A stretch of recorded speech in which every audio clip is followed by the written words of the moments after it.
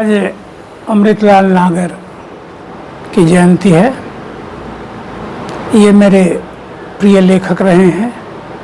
सदा के कुछ फूल अर्पित करके आज मैं इनके जयंती का शुरुआत करता हूँ।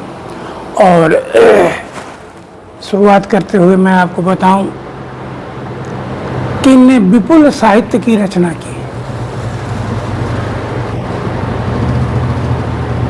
ये गुजरात के हैं, नागर ब्राह्मण हैं। पैदाई आगरा में हुए और ज़िंदगी भर ये लखनऊ में रहे। लखनऊ में मैं इस बीच में थोड़ी सी अलग की बात बताऊं कि जिन दिनों मैं 23-24 का था, उन दिनों इनकी किताब जो खंजन नयन और मानस के हंस निकला था, उसकी बहुत सारी समीक्षाएं हुई थी पत्रिकाओं में। उन दिनों 3 पत्रिका धर्मयुग, जिसके संपादक धर्मवीर भारती थे, कादम्बनी, साप्ताहिक हिंदुस्तान, जिसके मनोहर लाल जोशी थे। इन पत्रिकाओं में उन किताबों की खूब चर्चा हुई। मानस के हंस, मानस के तुलसीदास पर बहुत सारे लोगों ने किताबें लिखी है, जिसमें इनकी भी एक किताब है। किताब थोड़ी मोटी है, लेकिन पढ़ने लगेंगे तो इतनी सरस है कि आप बिना अंत किए उसको नहीं छोड़ेंगे। तो तुलसी के जीवन के बारे में, तुलसी प्रारंभिक दिनों में जब उनकी शादी हुई, वो जब पैदा हुए थे तो आप सब जानते हैं उनका नाम राम बोला पड़ा। उन्हें राम बोला था, उनको 32 दांत था। ये सब बात तुलसी के बारे में इन्हें लिखते। लेकिन तुलसी के जवानी के दिनों में जब उनकी शादी हुई, उनकी पत्नी रूपवती थी और वे अपने पत्नी के बगैर एकदम नहीं रह पाते थे, एक दिन भी नहीं रह पाते थे। एक दिन तुलसीदास कहीं बाहर गए थे और उनकी पत्नी को उनके ससुर माने पत्नी के पिता ने बुला संजोग यह है कि सरयुग के इस पार राजापुर है और उस पार उनका ससुराल है।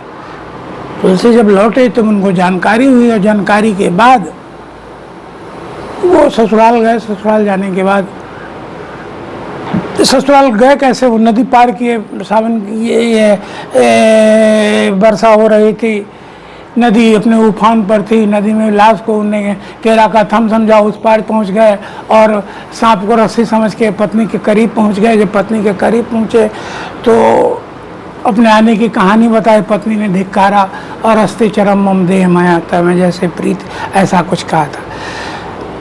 नागर जी का कहना है कि तुलसीदास काशी में एक वेश्या के प्रति भी इनका लगाव था और लिखते हुए इन्हें लिखा है कि हो सकता है उनके भक्त को इस बात से, तो मेरा मानना है कि ऐसा हो नहीं सकता है। जब लौटे तुलसीदास ससुराल गए और वहाँ से लौटे तो गोस्वामी तुलसीदास बन के लौटे, इंद्रियों के स्वामी बन के लौटे। उसके बाद उनने ऐसा कुछ नहीं किया होगा, उसके बाद उनने ये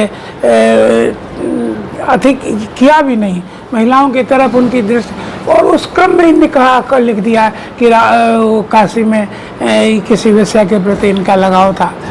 हालांकि निराला ने, बहुत सारे लोगों ने तुलसी पर बहुत सारी किताबें लिखी है, जिसमें निराला ने भी इस बात को लिखा कि धिक्कारे तुम्हें अमनाओत। पत्नी ने जब धिक्कारा था तो उस समय निराला ने धिक्कारे तुम्हें अमनाओत, धो दिया श्रेष्ठ कुल धर्मदूत।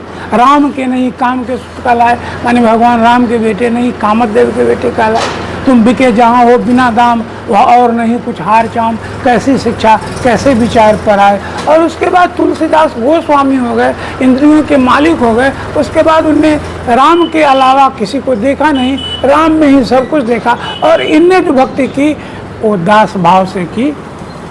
सूर ने सख्य भाव से की, उनने कृष्ण को सखा माना, इनने दास भाव से की और इनने भक्ति की। तो रामचरितमानस एक उस समय का सामाजिक परिवेश भी उस किताब में चर्चित है, उस समय के सामाजिक अधिक की भी चर्चा है। दूसरी किताब जो मैं आपको कहने जा रहा है, ये था खंजन नयन सूरदास। हम लोग किसी को सूरदास कहते हैं तो अपमान शब्द लगता है, लेकिन इनने खंजन नयन उस किताब का नाम रखा। और परसौली में रह के, जहाँ सूरदास ने ये का महापरिनिर्वाण हुआ था, समझे कि नहीं, वहाँ रह के 1.5 वर्ष रह के इन्हें किताब लिखी। एक प्रसंग बीच में बताऊं, कहाँ का है ये तो मैं नहीं कह सकता। एक बार सूरदास कहीं गिरने वाले थे, कृष्ण ने हाथ पकड़ लिया, तो कहा कि अरे तुम तो कृष्ण हो, वो हाथ छुड़ा के भाग गए। इनने कहा था कि हाथ छुड़ाए जात हो निर्बल जान के मोह, मन से अगर निकल जाओ तो मर्द बखान हो। तो है चैलेंज दिया था, इसीलिए मैं कहता हूँ कि इनने सख्य भाव से किया था, कृष्ण को दोस्त माना था, समझे कि नहीं। तो सूरदास जो जिनका नाम खंजन नयन है, बहुत अच्छी वह पुस्तक है जिसमें सूरदास ने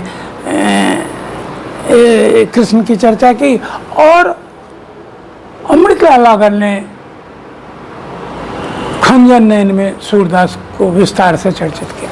तीसरी किताब जो मैं आपको बताने जा रहा हूँ, नाचो बहुत गोपाल, वो मेहतर पर लिखी गई किताब है, दलितों पर लिखी गई किताब है। अछूतों में अछूत वो मेहतर, हालांकि उनने लिखा है, बाद में चल गई कि ये कोई जाति थी नहीं, ये अपने कर्म से जाति बनी, जाति थी नहीं।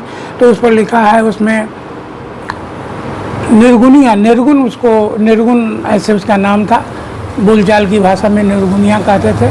निर्गुनिया ने मेहतर की बस्तियों में जाके उसके उद्धार के लिए किया। वहाँ जाके उसने मोहना नाम के एक मेहतर से शादी कर ली।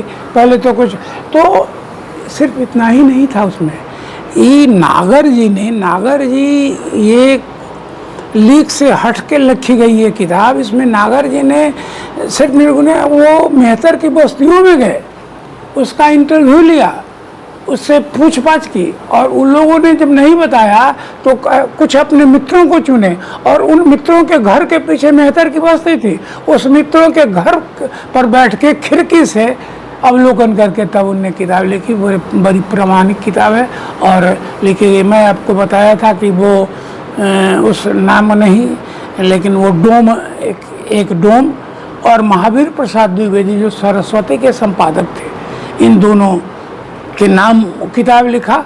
और वह किताब जयप्रकाश नारायण के अमृत महोत्सव में 75 वर्ष के जब हुए होंगे, हम लोग तो सामान्य ढंग से, तो उस समय इनने जयप्रकाश नारायण को पेश किया था। अलौकिक पुस्तक है, नाचो बहुत गोपाल। ऐसे अमृतलाल नागर ने 14 से अधिक उपन्यास लिखे, बहुत सारे सम्मानित हुए, बहुत सारे पुरस्कृत हुए, बहुत सारे, लेकिन तमाम किताबों की चर्चा कर पाना चंद मिनटों में और चंद अति में संभव नहीं है। इसलिए आज इन तीनों किताबों की चर्चा करते हुए फिर से एक बार उन्हें श्रद्धासुमन अर्पित करते हैं और इन्हें नमन करते हैं। सब्सक्राइब करें हमारा चैनल प्रकाश न्यूज लाइव और दबाएं बेल आइकन हमारे खबर सबसे पहले देखने के लिए। सब्सक्राइब करें हमारा चैनल प्रकाश न्यूज लाइव और दबाएं बेल आइकन हमारे खबर सबसे पहले देखने के लिए।